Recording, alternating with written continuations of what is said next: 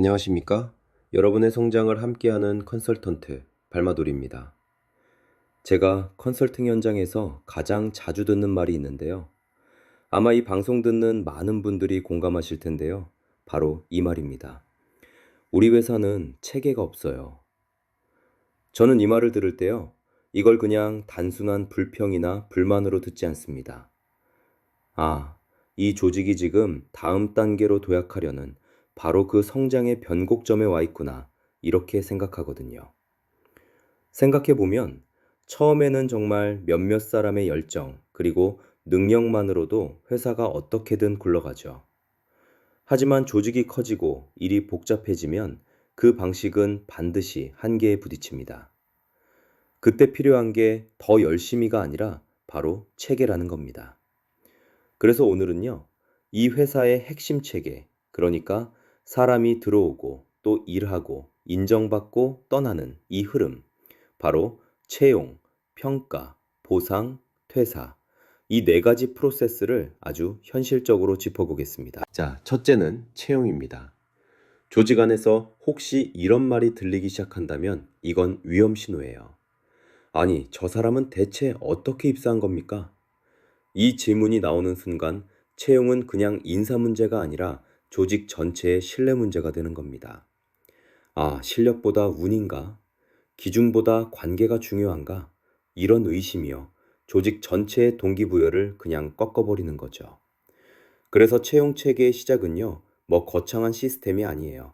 딱 이 질문에 답하는 것부터 시작해야 합니다. 이 사람을 왜 뽑았는지 우리가 한 문장으로 설명할 수 있는가? 예를 들면 CS 문제 해결을 위해서 위기관리 경험이 풍부한 인재를 채용했습니다. 이렇게 명확하게 설명이 되어야 한다는 거죠. 이런 기준이 없으면 맨날 일단 급하니까 이런 식의 채용이 반복되고 역할은 애매해지고 결국엔 모두가 힘들어지는 겁니다. 자, 기준을 세워서 사람을 뽑았어요. 그러면 이제 그 사람의 기여를 어떻게 인정할 거냐? 이 문제로 넘어가야겠죠? 바로 두 번째, 평가입니다. 많은 회사들이 평가 시즌만 되면 정말 막막해하죠. 올해는 뭘로 평가하지? 하다가 결국 성과랑 태도 같은 좀 모호한 기준에 기대게 되고 결국 평가는 상사의 감에 의존하게 됩니다. 뭐 결과는 뻔하죠. 여기저기서 평가 기준이 도대체 뭡니까? 이런 불만이 터져 나옵니다. 평가의 핵심은요, 무슨 멋진 양식을 만드는 게 아니에요. 바로 평가 항목을 명확하게 정의하는 것입니다. 그리고 그 항목은 반드시 2층 구조로 설계를 해야 균형이 맞아요. 자, 1층은 성과, 그러니까 무엇을 만들어냈는가 이거고요. 2층은 역량, 즉 어떻게 만들어냈는가입니다. 성과만 보면 과정이 무시되잖아요. 그리고 역량만 보면 결과는 없는데 그냥 착한 사람만 칭찬받게 되고요. 그래서 이 두 가지가 함께 가야 합니다.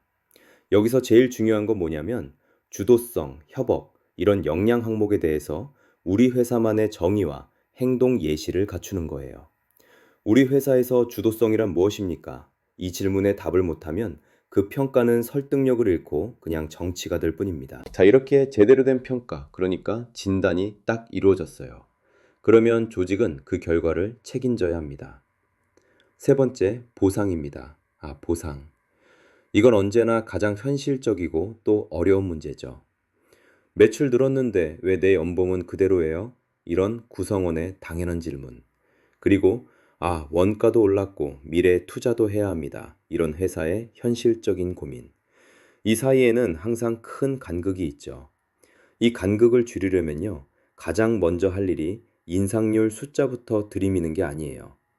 회사의 보상 철학을 투명하게 공유하는 것. 이게 먼저입니다. 그러니까 우리는 무엇에 보상하는가? 예를 들어서 뭐 개인의 성과인가? 팀의 기여인가? 그리고 어떤 원칙으로 보상하는가? 뭐 공정성, 예측 가능성, 이런 원칙들이요. 마지막으로 어떤 방식으로 보상하는가? 연봉과 성과급의 기준은 또 뭔지? 이런 기준들을 명확하게 알려줘야 합니다. 이게 공유될 때 비로소 보상은 불신이 아니라 동기부여의 도구가 될 수 있는 겁니다. 그런데 이렇게 잘 짜인 보상 체계도 한순간에 흔들릴 때가 있어요. 바로 누군가 갑자기 떠나는 것. 마지막 네 번째, 퇴사 때문입니다. 퇴사가 두려운 진짜 이유는요, 단순히 일손 하나가 비기 때문이 아니에요.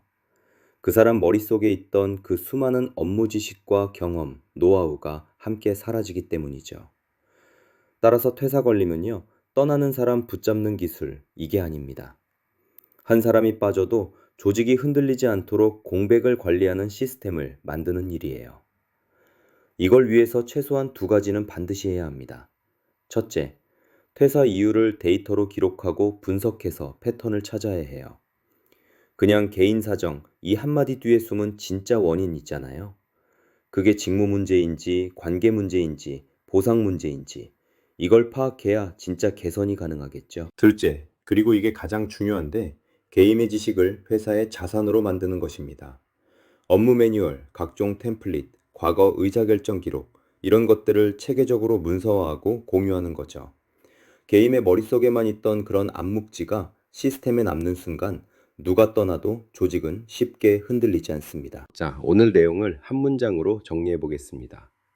체계가 없다는 말은 결국 채용 기준이 흔들리고 평가 정의가 모호하며 보상 철학이 공유되지 않고 또 퇴사로 인한 공백이 관리되지 않는 상태, 이걸 의미하는 겁니다. 결국 체계라는 건요, 이 네 가지 프로세스를 하나의 논리로 단단하게 연결하는 일입니다.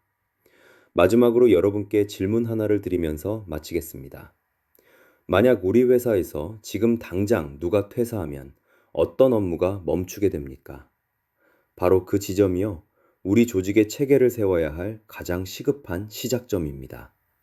지금까지 여러분의 성장 파트너, 컨설턴트 발마돌이었습니다. 감사합니다.